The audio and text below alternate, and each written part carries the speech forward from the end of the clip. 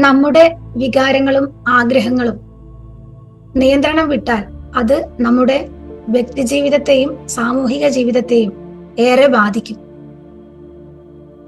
അത് എത്രത്തോളം നമ്മളെ ബാധിക്കുന്നു എന്നതിനെ കുറിച്ച് നമ്മൾ ബോധ്യപ്പെട്ടാൽ മാത്രമേ സംയമനം പാലിക്കാനായിട്ട് നമുക്ക് ശ്രദ്ധിക്കാൻ കഴിയുകയുള്ളൂ. Restrained builds balance, mental piece and lasting success.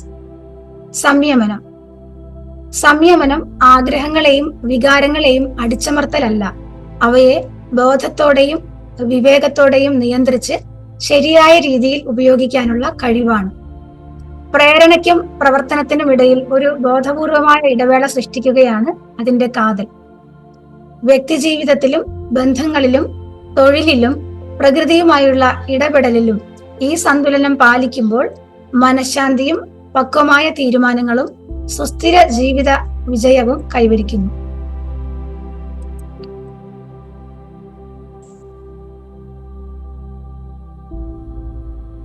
നമ്മുടെ ജീവിതത്തിൽ സംയമനം എന്ന മൂല്യത്തിന് നാം നൽകേണ്ടുന്ന പ്രാധാന്യത്തെക്കുറിച്ചാണ് ഇന്നത്തെ സുഭാഷിതത്തിൽ വിഷയമായി വരുന്നത്.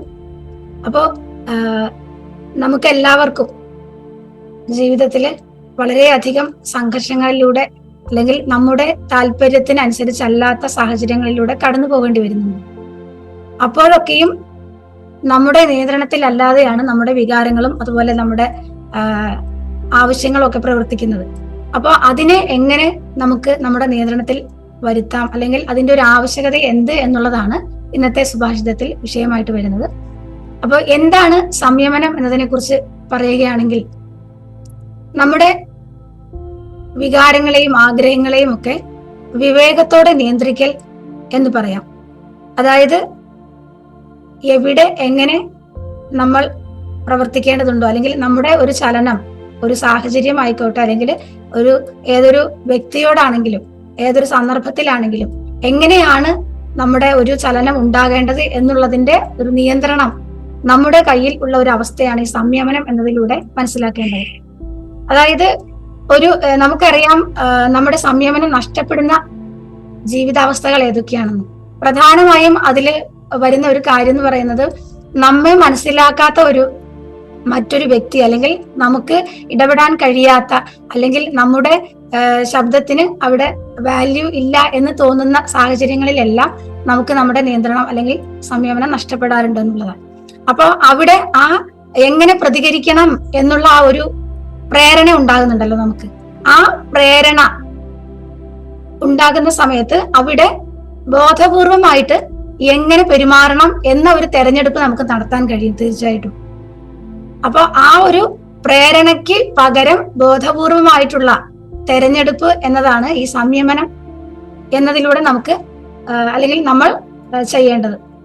അതായത് നമുക്കറിയാം നമുക്ക് എന്ത് ചെയ്യണം, അല്ലെങ്കിൽ എന്തും ചെയ്യാം, എങ്ങനെയും പെരുമാറാം, ഇതിനൊക്കെ ഉള്ളൊരു സ്വാതന്ത്ര്യം നമുക്കുണ്ട്. പക്ഷെ അതിനെ എങ്ങനെ നമുക്ക് ഉപയോഗിക്കണം എന്നുള്ള ഒരു തെരഞ്ഞെടുപ്പ് ഉണ്ടല്ലോ, അതിനെയാണ് നമ്മുടെ പക്വത എന്നതുകൊണ്ടൊക്കെ ഉദ്ദേശിക്കുന്നത്. അപ്പം ആ പക്വമായിട്ടുള്ള ഉപയോഗം എന്നതിലേക്ക് എത്തുന്ന ഒരു നിലയാണ് ഈ സംയമനം എന്ന് പറയുന്നത്. അതായത് നമുക്ക് എന്താണോ ആവശ്യം അത് എത്രത്തോളം നമുക്ക് സാധിക്കുമോ, അല്ലെങ്കിൽ എത്രത്തോളം അവിടെ നമുക്ക് പ്രവർത്തിക്കാനായിട്ട്, അല്ലെങ്കിൽ പെരുമാറ്റമാണെങ്കിൽ അങ്ങനെ അത് എത്രത്തോളം സാധിക്കുമോ അതിനൊരു പരിധിയുണ്ട്. അപ്പൊ ആ ആവശ്യത്തിനും നമ്മുടെ ആ ഒരു അതിരുണ്ടല്ലോ, ആ ഒരു പരിധി, അതിനും ഇടയിലെ ഒരു സന്തുലനം എന്നുള്ള നിലയ്ക്കാണ് സംയമനം എന്നുള്ളത് പ്രവർത്തിക്കുന്നത്. അപ്പൊ ഈ സംയമനം നഷ്ടപ്പെട്ടാൽ ജീവിതത്തിൽ എന്തൊക്കെ സംഭവിക്കുന്നത് നമുക്ക് എല്ലാവർക്കും അനുഭവമുള്ള ഒരു കാര്യമാണ്. അത് പ്രത്യേകിച്ച് എടുത്തു പറയേണ്ടതില്ല, അല്ലെ? അവിടെ നമ്മൾ ആവേശപൂർവ്വം പ്രവർത്തിച്ചു പോകും, അല്ലെങ്കിൽ നമ്മുടെ ഓരോ പെരുമാറ്റവും വളരെ ആവേശത്തിലുള്ളതായിരിക്കും. അതുപോലെ പെട്ടെന്ന് നമ്മൾ പ്രതികരിക്കും. ചിലര് സംഘർഷം നേരിടുന്ന സമയത്ത്, അല്ലെങ്കിൽ മാനസികമായിട്ട് തളരുന്ന സമയത്ത്, അല്ലെങ്കിൽ തനിക്ക് തന്നെ അവിടെ മനസ്സിലാക്കപ്പെടുന്നില്ല എന്നൊക്കെ മനസ്സിലാക്കുന്ന സമയത്ത് അവിടെ ഏത് രീതിയിലും അവിടെ നമുക്കൊരു പ്രതികരണം പ്രതീക്ഷിക്കാം. അതായത് പൊട്ടിത്തെറി പ്രതീക്ഷിക്കാം. ചിലരത് ഉടനെ പ്രകടിപ്പിക്കാതെ പതുക്കെ അതിനെ കൂട്ടിവെച്ച് മറ്റൊരു അവസരത്തിൽ എല്ലാം കൂടെ കൈവിട്ടു പോകുന്ന ഒരു അവസ്ഥയിലേക്ക് എത്തിക്കാം. ഇങ്ങനെ പലതരത്തില് അത് നമ്മുടെ ജീവിതത്തിൽ പ്രശ്നങ്ങൾ ഉണ്ടാക്കാം. അപ്പൊ ഈ മാനസിക സമ്മർദ്ദം എന്നുള്ള രൂപത്തിൽ അത് പ്രശ്നം ഉണ്ടാക്കുന്നുണ്ട്. ആ മാനസിക സമ്മർദ്ദം നമുക്കിത് ആവർത്തിച്ച് സംഭവിക്കുന്ന സമയത്ത് മനസ്സിലാക്കാം അത് ശാരീരികമായിട്ടുള്ള ആരോഗ്യം തകർക്കും, മാനസികമായിട്ടുള്ള സന്തുലനത അല്ലെങ്കിൽ ശാന്തി സമാധാനം ഒക്കെ തകർക്കും എന്നുള്ളതാണ്. ഇത് തുടർന്നു കഴിഞ്ഞാൽ എന്താണ് സംഭവിക്കുക? പൊതുവിൽ ഉള്ള നമ്മുടെ എല്ലാ കാര്യങ്ങളിലും ഉള്ള ഒരു കാര്യക്ഷമത കുറയും എന്നുള്ളതാണ്. അപ്പോ ഈ സംയമനം നഷ്ടപ്പെട്ടാൽ എന്ത് സംഭവിക്കും എന്നുള്ളതിനെ കുറിച്ച് നമുക്ക് ഇത്രയും കാലത്തെ ഒരു അനുഭവം കൊണ്ട് ഒരു ഏകദേശ ധാരണ ഉണ്ടായിരിക്കും. തീർച്ചയായിട്ടും ആ ഒരു ധാരണ അല്ലെങ്കിൽ ആ ഒരു അനുഭവത്തിന്മേലുള്ള നമ്മുടെ ധാരണ അതില് നമ്മൾ കൂടുതൽ ശ്രദ്ധിക്കുക. എന്നിട്ട് ആ വരുന്ന സമയത്ത് അല്ലെങ്കിൽ ഇങ്ങനെ നമുക്ക് ആ ഒരു നമ്മുടെ നിയന്ത്രണം നഷ്ടപ്പെടുന്ന ഒരു അവസരത്തിൽ നമ്മൾ എന്താണ് ചെയ്യേണ്ടതെന്ന് വെച്ചാൽ, ഇങ്ങനെ എനിക്ക് ഉണ്ടാവുന്നുണ്ട് എന്നുള്ളതൊന്നും ആ സമയത്ത് നമുക്ക് ബോധം ഉണ്ടാകണമെന്നില്ല. അപ്പൊ അവിടെ ഒന്ന് നമ്മൾ ബോധപൂർവ്വം ഒന്ന് നിർത്തുക, എന്താണ് സംഭവിക്കുന്നത് എന്നുള്ളതിനെ കുറിച്ചൊന്ന് ചിന്തിക്കുക. അതായത് എന്തിനും പ്രതികരിക്കുന്നതിന് മുമ്പ് ഒരു നിർത്തൽ ചെയ്യുക.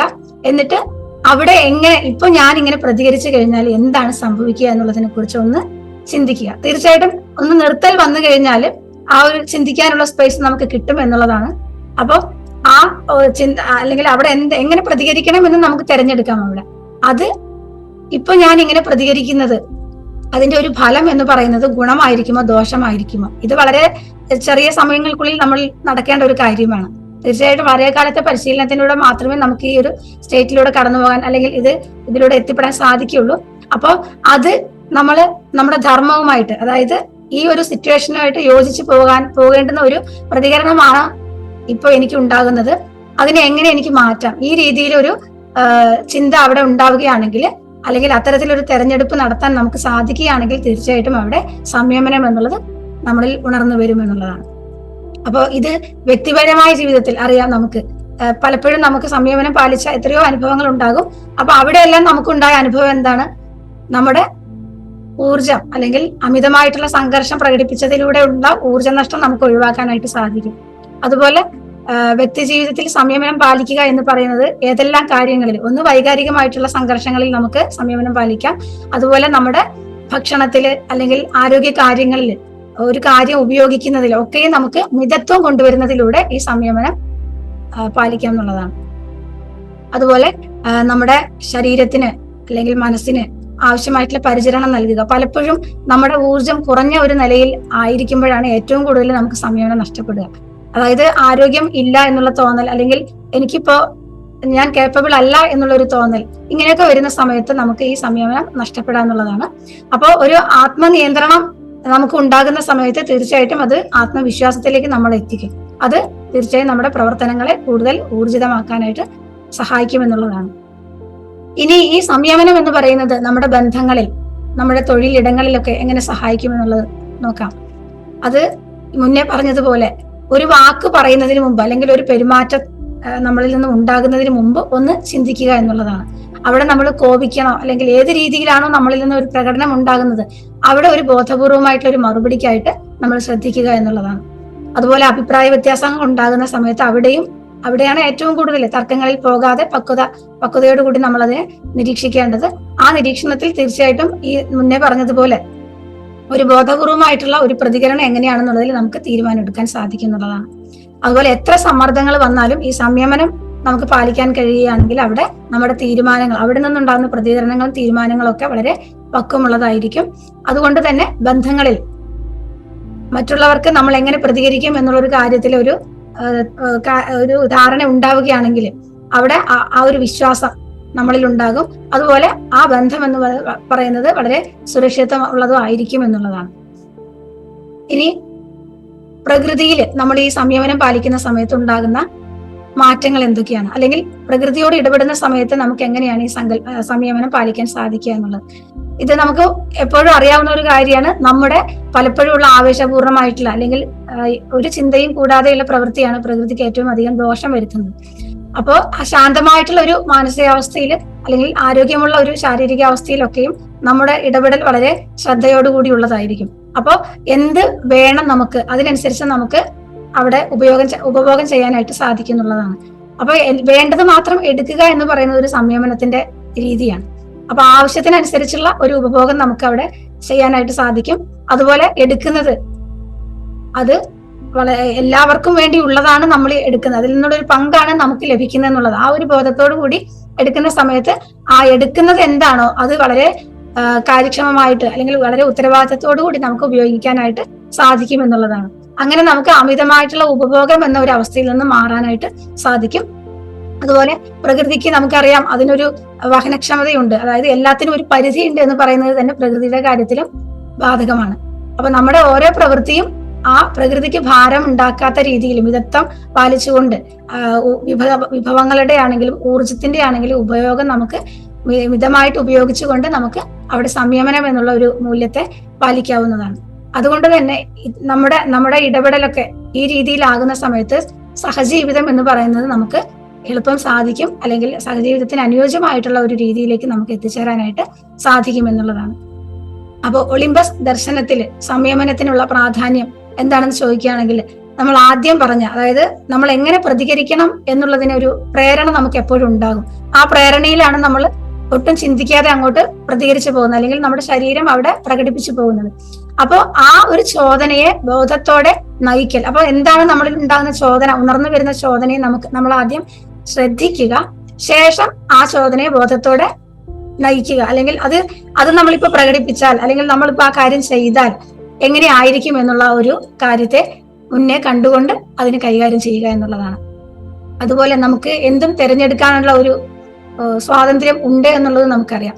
അത് നമ്മുടെ ധർമ്മവുമായിട്ട്, പ്രകൃതി നമ്മെ ഏൽപ്പിച്ച ആ ഒരു ധർമ്മവുമായിട്ട് ചേർത്ത് വെച്ചുകൊണ്ട് കാര്യങ്ങൾക്ക് തീരുമാനം എടുക്കുക എന്നുള്ളതാണ്. അതുപോലെ നമ്മുടെ ഉപയോഗം, പ്രകൃതിയിൽ നിന്നുള്ള എന്തും എടുക്കുന്നതിന്റെ ആ ഉപയോഗം, അതുപോലെ പ്രകൃതിയെ സംരക്ഷിക്കേണ്ടതിന്റെ, അല്ലെങ്കിൽ പ്രകൃതിയിലുള്ള കാര്യങ്ങൾ, നമ്മൾ എടുക്കുന്ന കാര്യങ്ങൾ, നമുക്കായിട്ട് പ്രകൃതി നൽകിയ കാര്യങ്ങൾ അത് സൂക്ഷിച്ച് ഉപയോഗിക്കുന്നതിൽ നമുക്കൊരു ശ്രദ്ധ ഉണ്ടാകുമ്പോൾ അത് പ്രകൃതിയുടെ സന്തുലനാവസ്ഥയ്ക്ക് കൂടുതൽ സഹായിക്കും എന്നുള്ളതാണ്. അപ്പോൾ നമ്മുടെ ഒരു താല്പര്യം അല്ലെങ്കിൽ നമ്മുടെ ഇച്ഛ എന്ന് പറയുന്നതും പരിസ്ഥിതിയുടെ സന്തുലിതാവസ്ഥ അല്ലെങ്കിൽ പരിസ്ഥിതിയിൽ ഉണ്ടാകേണ്ടുന്ന ഒരു ശാന്തി സമാധാനവും സംരക്ഷിക്കുക എന്നതും ഈ സംയമനം പാലിക്കുന്നതിലൂടെ അവിടെ നടപ്പാകുമെന്നുള്ളതാണ്.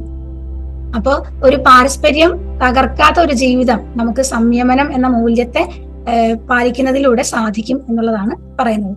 അപ്പോൾ ഈ സംയമനം, ഇപ്പൊ നമ്മൾ ആദ്യം പറഞ്ഞു നമ്മൾ ഉണ്ടാകുന്ന പ്രേരണയെ ശ്രദ്ധിച്ച് എങ്ങനെ പെരുമാറണം അല്ലെങ്കിൽ എങ്ങനെ പ്രതികരിക്കണം എന്നുള്ളതിൽ തീരുമാനിക്കണമെന്ന്.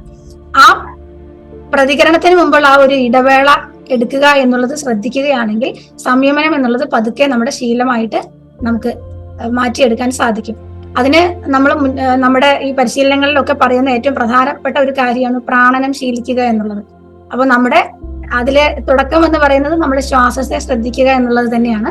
അപ്പൊ ആ ശ്വാസത്തെ നിരീക്ഷിക്കുക എന്നത് തീർച്ചയായിട്ടും നമ്മുടെ പെട്ടെന്നുണ്ടാകുന്ന ഒരു പ്രതികരണം അല്ലെങ്കിൽ നമ്മുടെ നിയന്ത്രണം നഷ്ടപ്പെടുന്ന ഒരു അവസ്ഥയിൽ നിന്ന് നമ്മളെ മാറ്റാനായിട്ട് സാധിക്കുന്ന ഒരു കാര്യമാണ്. അതുപോലെ ധ്യാനം പരിശീലിക്കുക എന്നുള്ളതും സംയമനത്തിന് സഹായിക്കുന്ന ഒരു കാര്യം, ഒരു ശീലമാണ്. അതുപോലെ നമ്മൾ ചെയ്യുന്ന കാര്യങ്ങളിൽ മുഴുവനായിട്ടും ഇൻവോൾവ് ചെയ്ത് ചെയ്യുക, അത് മൈൻഡ്ഫുൾനെസ് എന്നൊക്കെ പറയുന്ന ആ ഒരു കാര്യം, അത് ശീലിക്കുക എന്നുള്ളതും സംയമനത്തെ പരിശീലിക്കാനായിട്ട് നമ്മളെ സഹായിക്കും എന്നുള്ളതാണ്. അപ്പൊ എന്തും നമ്മുടെ ഒരു നിത്യജീവിതത്തിൽ എല്ലാത്തിലും ഒരു മിതത്വം പാലിക്കുക എന്നുള്ളതും ഏതൊരു കാര്യം ചെയ്യുന്നതിന് മുമ്പ് അല്ലെങ്കിൽ ഏതൊരു കാര്യത്തിൽ പ്രതികരിക്കുന്നതിന് മുമ്പ് ഇതിവിടെ ആവശ്യമുണ്ടോ, ഇതാണോ ഇവിടെ ആവശ്യം എന്നുള്ള ഒരു ചോദ്യം നമ്മളിൽ ഉണ്ടാകുന്നതും സംയമനം എന്നൊരു കാര്യം ജീവിതത്തിൽ ശീലമാക്കാനായിട്ട് സാധിക്കും എന്നുള്ളതാണ്. അപ്പോൾ ഈ സംയമനം നമ്മൾ പാലിക്കുന്ന സമയത്ത് എന്തെല്ലാം സംയമനം നമ്മൾ മനസ്സിലാക്കി എങ്ങനെയാണ് സംയമനത്തിലേക്ക് എത്തേണ്ടത് എന്നുള്ളത് പറഞ്ഞു. അപ്പോൾ ഇത് പാലിക്കുന്ന സമയത്ത് തീർച്ചയായിട്ടും നമുക്ക് ഉണ്ടാകുന്നത് ഒരു ആത്മനിയന്ത്രണമാണ്. അത് നമുക്ക് മാനസികമായിട്ടുള്ള സമാധാനം ശാന്തിയും നൽകും, തീരുമാനങ്ങൾ പക്വതയുണ്ടാകും, അതുപോലെ നല്ല ബന്ധങ്ങൾ നമുക്കുണ്ടായി വരും. തീർച്ചയായിട്ടും ഒരു സുസ്ഥിരമായിട്ടുള്ള ഒരു സഹജീവനം നമുക്ക് സാധ്യമാകും എന്നുള്ളതാണ്. അപ്പോൾ എല്ലാവരും ഈ ഒരു സംയമനം എന്നുള്ള ഒരു മൂല്യത്തെ വളരെയധികം പ്രാധാന്യം കൊടുത്തുകൊണ്ട് തന്നെ കാണുക. കാരണം മറ്റെല്ലാ മൂല്യങ്ങളും ഇതിനോട് ചേർത്ത് വെക്കുന്ന സമയത്ത് നമുക്ക് മനസ്സിലാക്കാൻ സാധിക്കും ആത്മനിയന്ത്രണം എന്നുള്ളത് വളരെയധികം പ്രാധാന്യമുള്ള ഒരു കാര്യമാണ്.